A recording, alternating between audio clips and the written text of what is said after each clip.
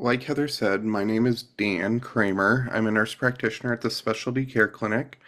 Here at Specialty Care Clinic, I'm sure you're all aware, we focus on providing care to individuals living with HIV.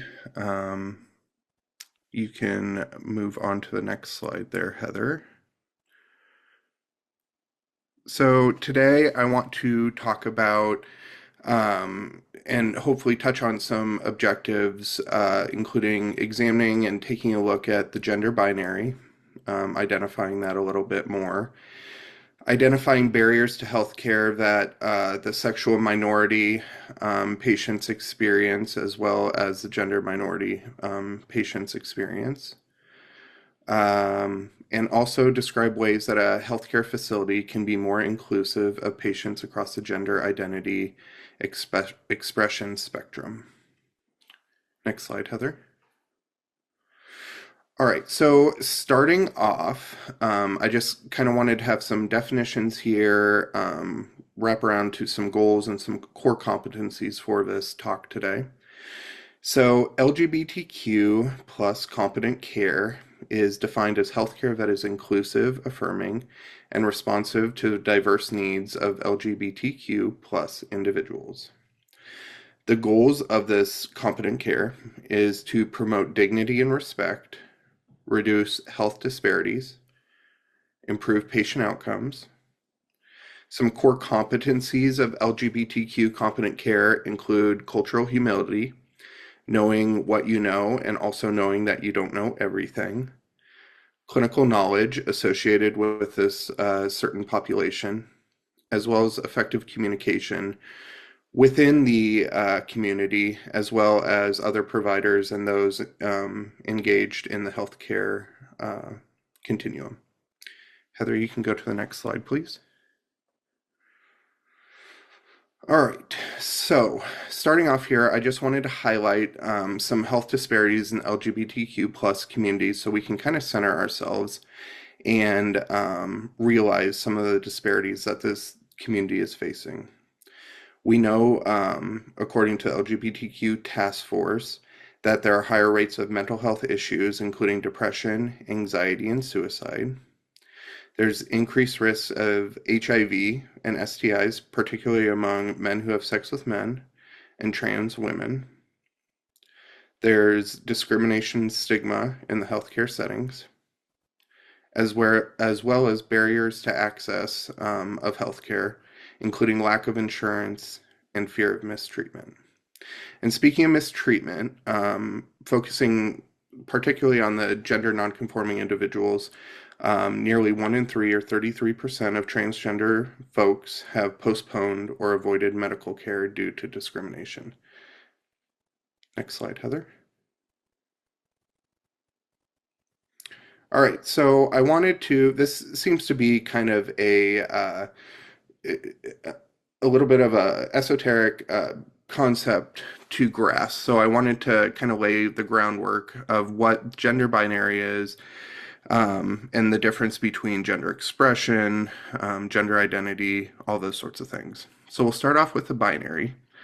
The gender binary is a classification of genders into two distinct opposite forms of masculine and feminine, male and female. And this is generally due to, well, not generally, this is always due to social system.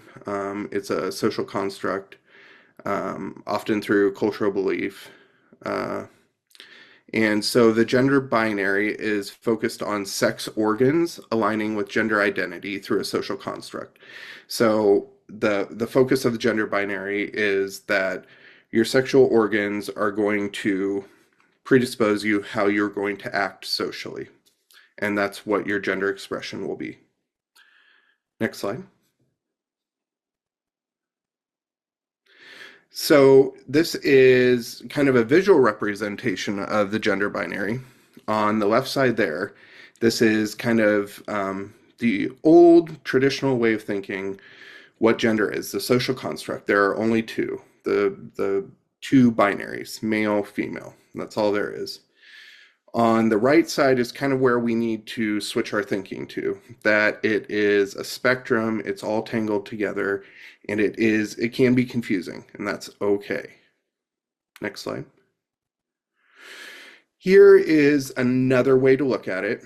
This isn't my favorite slide, but you can see up top it says biological gender. It should be more focused on just biology or sexual characteristics, but so you can see that it's a smattering of things. That you can start up in the upper left, and you can have, you start with one thing and you go all the way down to the bottom right, end up with another. And every spot in between, there are infinite types of identity that you can have. There's not just two. Next slide. Pardon me. So this is Gender Unicorn. This was designed by a couple medical students, Landon Pan and Anna Moore. They broke this out. You can see all the various concepts. It's gender identity, gender expression. Then you have your sex assigned at birth, your physical attraction, and emotional attraction. So if we start with the top two there, you have gender identity and gender expression, as well as sex assigned at birth.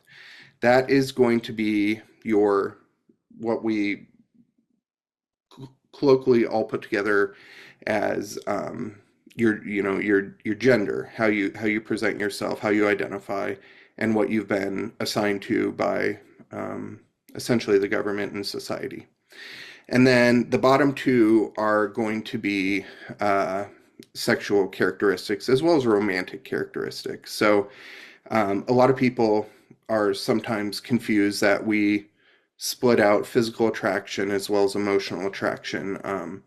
Within the LGBTQ plus umbrella, we have aromantic individuals who are just focused on physical attraction, and then we have individuals who are asexual as well, who are just focused on emotional attraction or neither. So as you can see, it is much more complicated than just two genders and one man loving one woman, or one man loving one man, or one woman loving one woman. Next slide. All right, so here's just quick examples of how the gender binary kind of pops up in everyday life here. So specifically in healthcare, we have things like women's health, maternal health, feminine care products. These are highly exclusionary statements. We have individuals who are assigned female at birth, who have not gone through any sort of surgical affirmation, whether they don't have access to it or they don't want to do it. They identify as male. However, they're going to still need these feminine care products for what sexual organs they have. Their gender identity does not socially construct match up with their sexual organs. So the next part here is just can frankly, in my opinion, go without being unsaid, but it does have to be said. This is incredibly dysphoric. And this is the part that leads patients not wanting to go to healthcare providers who are left out of getting healthcare because they are misgendered. They are afraid to come out to their provider because they don't know their provider's beliefs on gender affirming care and sexual minorities. And so they just do without. And so this is where we see a lot of individuals just missing out on healthcare because of the fear of having a dysphoric experience. All right, next slide, Heather. All right, some more experiences here real quick in real life. We have bathrooms, locker rooms. Team sports are a really big one right now. Nouns and titles and occupations. Another one a lot of people don't think of, and I don't hear that much anymore, but I know it happens quite a bit. Ladies and gentlemen is another kind of exclusionary statement, and also just generally assumptions of someone's gender and what pronouns they use just based on physical appearance. Next slide. All right. So just quickly swinging back to gender identity and gender expression here. Um, these are two separate concepts, and they don't always have to align in what is considered socially acceptable through the social construct. Everyone has a sexual orientation, and everyone has a gender identity. That doesn't mean that sexual orientation, that gender identity is set in stone. This is a fluid concept. Something could be one day you have a different sexual orientation, different gender identity, and then a week later could have it altered just a little bit. Gender identity as well as expression are separate concepts from sexual orientation. And gender identity and gender expression themselves are separate concepts too. So gender identity, if for this example here, if we take a look, gender identity you have in the cisgender expression, you have female, male, um, and that's in the cisgender or gender binary. Uh, you also have transgender individuals outside the cisgender binary, and then you have individuals who are gender fluid. The gender expression is how someone socially expresses to the world what their gender expression is through social norms. So just because you see an individual wearing a dress does not necessarily mean they identify as female. Uh, just like you see someone wearing pants does not mean they identify as male or wearing a suit. So if you're able to separate the two, it becomes much easier to know that they are running on different tracks and don't have to be aligned. All right, next slide. All right, so just a few examples of gender identities, and these are, like I said, few examples.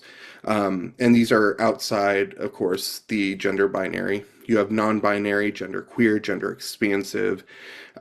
These are the gender expansive, gender queer, and gender fluid are kind of your very large, expansive individuals who just do not feel they fit within the gender binary or even um, other listed genders. You have pangender, it's an identity that comprises multiple genders, as well as agender, an individual who does not identify as having any gender. Next slide. All right, so why does this all matter? Why is this important that we learn this and practice this in the healthcare setting? So inclusivity for gender expression, gender identity, and sexual minorities is incredibly important because it facilitates an affirming, welcoming environment. It is saying, hey, you are welcome here and you are going to receive safe care here. You deserve safe health care and you will receive it here. It also enables a more personalized care for each patient's needs.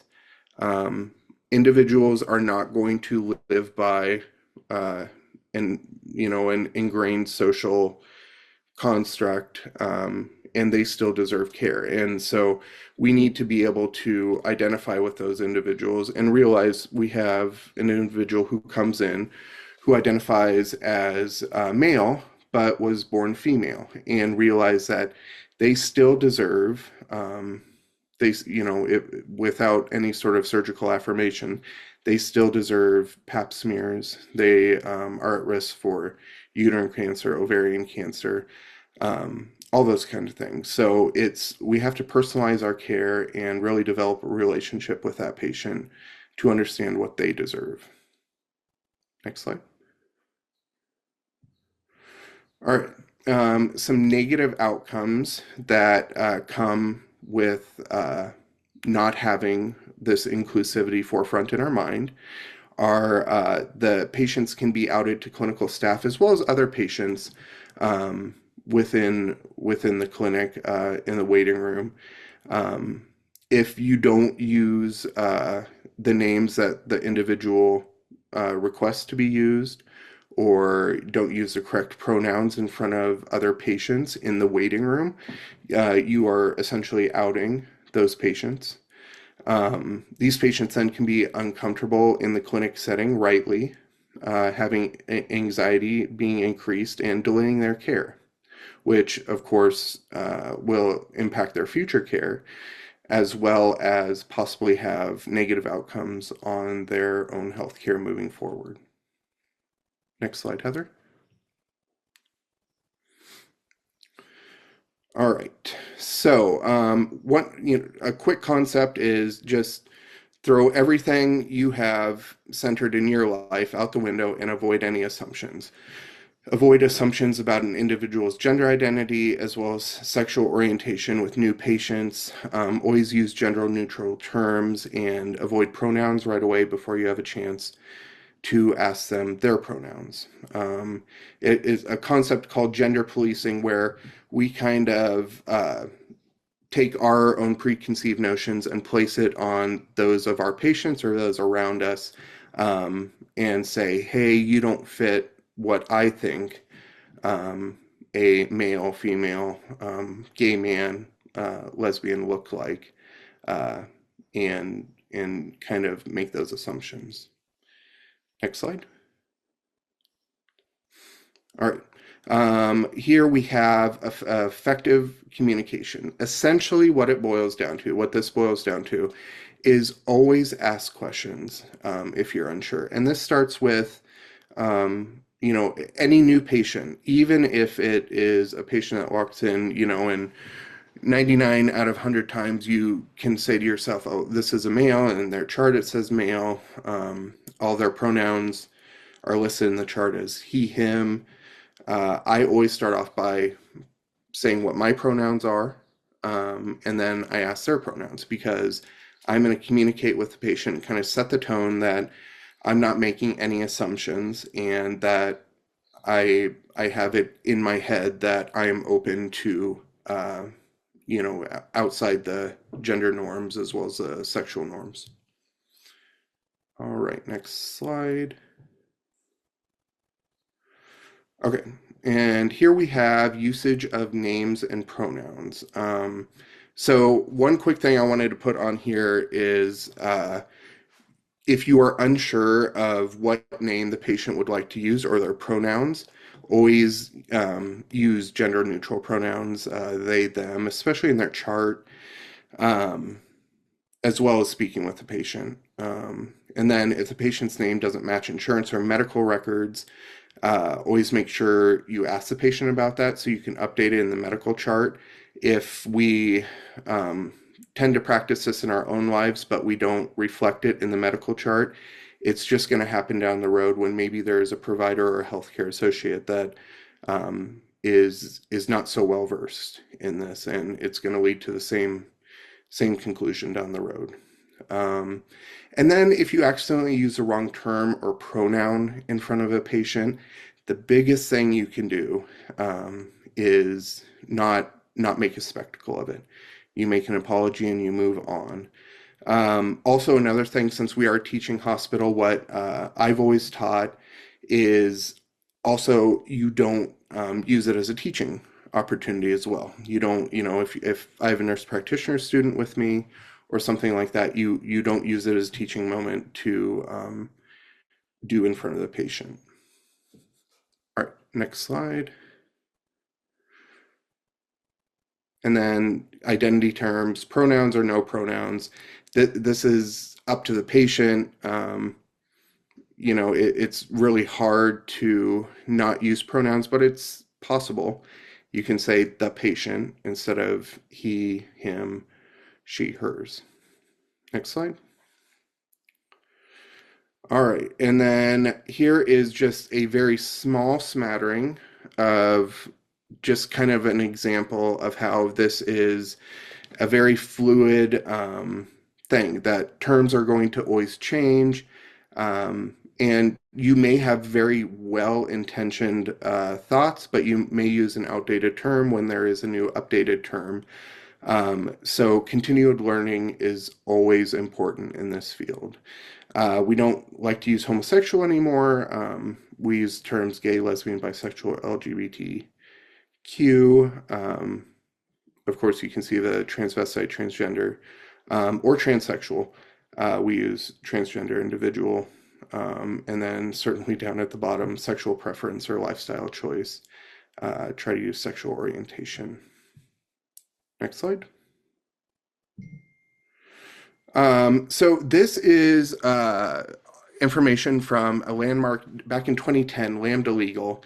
It's getting a little bit old, but it has a lot of great statistics and information in it. So discrimination is common in the lives of LGBTQ plus individuals. You can kind of look at the statistics here. This is self-reported. Individuals reporting being rejected by family members or friends, 30% being threatened or physically attacked, 21% being treated unfairly by an employer, 30% of youth miss at least one day of school in the last month due to feeling unsafe. And then transgender folks, you can see over half are reporting physically attacked or lost jobs due to bias. So I put this in here to kind of give you a background that in their everyday lives, these individuals are not are constantly in a state of being attacked. And so when they come into healthcare, they are going to have a mindset of that they may not be safe. So it is our job to let these individuals know that they're going to receive safe, equal care in our healthcare setting. Next slide, please. And then here's some more information from the Lambda Legal study called When Healthcare Isn't Caring. 70% of transgender folks or gender nonconforming folks have experienced some type of discrimination in healthcare. 70%. 52% of transgender respondents reported that they believe they would be refused medical care services because of their LGBTQ plus status. And then 73% of respondents reported they believe they would be treated differently by medical personnel because of their LGBTQ plus status. So 70, 73%, and over 50%.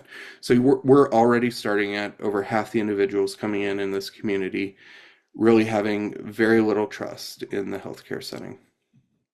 Next slide.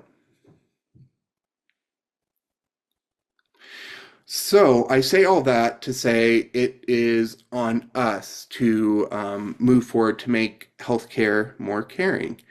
What we can do, we can work together and create an environment to respect everyone, but this requires everyone to be accountable. We can correct colleagues politely when mistakes or insensitive comments are made. This is being accountable. This is not just saying, oh, they made one mistake, it probably won't happen again. Because if they made one mistake, it probably will happen again. My one annotation on this comment is generally, if they've made the mistake and moved on from it, you don't want to make a big deal of it in front of the patient, correcting the colleague. All right, next slide, please. All right, so looking at how we can be more accountable in creating a more inclusive environment. What we can do ourselves as healthcare individuals. We can attend LGBTQ plus cultural competency trainings. There are a lot of them. Safe space training is a big one within the Nebraska medicine system, and I think it's a standardized training throughout healthcare. Reviewing your own biases in language, and this takes time. This isn't a 10-minute activity. It's something that takes reflection and takes a lot of hard work realizing your own biases. as well as not only being an ally, but also being a change maker. So advocating for inclusive policies in your own practice, joining or supporting LGBTQ plus health organizations as an ally, and also ensuring diverse representation in healthcare leadership so that the work that we're doing can actually be reflected in the top levels of your healthcare or other setting. So affirmation is a form of care, and that's generally where I start when thinking about making a more inclusive environment. Affirming the patient is a form of care, and that's a good place to start. Next slide, please. I listed some, and when we send out kind of a wrap up on this, we can send you these links. But here are some learning resources, especially in the climate we're in today. Um, it seems that there are ever more uh, resources being removed. So the Fenway National LGBTQIA Plus Education Center is an excellent one. The HRC Professional Resources. GLAMA is an excellent organization. They also hold a conference every year that is a wonderful way to learn more about LGBTQIA plus healthcare, as well as the Transgender Law Center. Next slide, please. Again, hammering on how to create a more inclusive environment is just using respectful and appropriate communication and correct pronouns. It's all communication, um, and and if you do make a mistake, you make the apology and you move forward. Next slide. We'll kind of go quickly through this, but we can also send it out here. You can see the problem terms, the correction, and then the reason for the old terms and why we've corrected it. Next slide. As well as gender pronouns here. These are these are fairly self-described. There are for gender expansive individuals or frankly those even in the binary but choose to have a different pronoun, the z, hers, hers, zers, herself, zerself. That is the one that when I give these talks most people have a hard time wrapping their heads around, but it again starts by being questioning and communication with the individual. Next slide, please. Lastly, the last parts of how to create a more inclusive environment is just supporting gender affirmation, supporting gender expansiveness, supporting gender through the lens of not what is in the social construct. Next slide. And ways you can support gender affirmation. We'll go through these real quick. Becoming familiar with the signs and symptoms of gender dysphoria, as well as having a plan for those that you have identified having gender dysphoria. Understanding resources to refer patients to for physical and mental health support in affirming the patient's gender identity. If you are a prescriber or close to a prescriber supporter, becoming educated and comfortable with gender affirming hormone therapy, medical affirmation, as well as where to refer for gender affirmation down there at the bottom. Next slide. And then lastly, one of the last things I promise is not only being, especially in this political climate, social climate that we're in, not just being a trans ally, a sexual minority ally, but actively partaking and becoming anti-transphobic, anti-homophobic as well. And then how do you do that moving forward? Next slide. Anti-transphobia, it's just strategies, theories, actions, and practices that challenge and counter transphobia, inequalities, prejudices, and discrimination based on gender, gender identity, and gender expression. Next slide.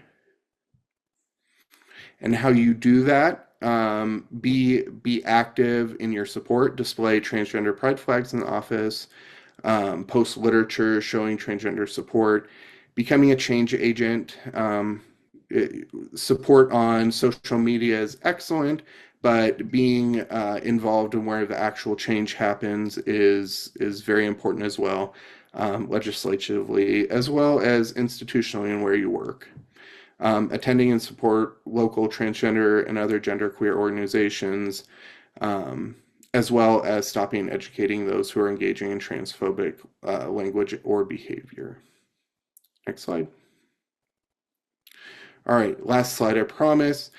Just remember, safe and quality care for gender and sexual minority individuals is essential for their health care, for them to feel comfortable with their care team. It's essential for their health moving forward.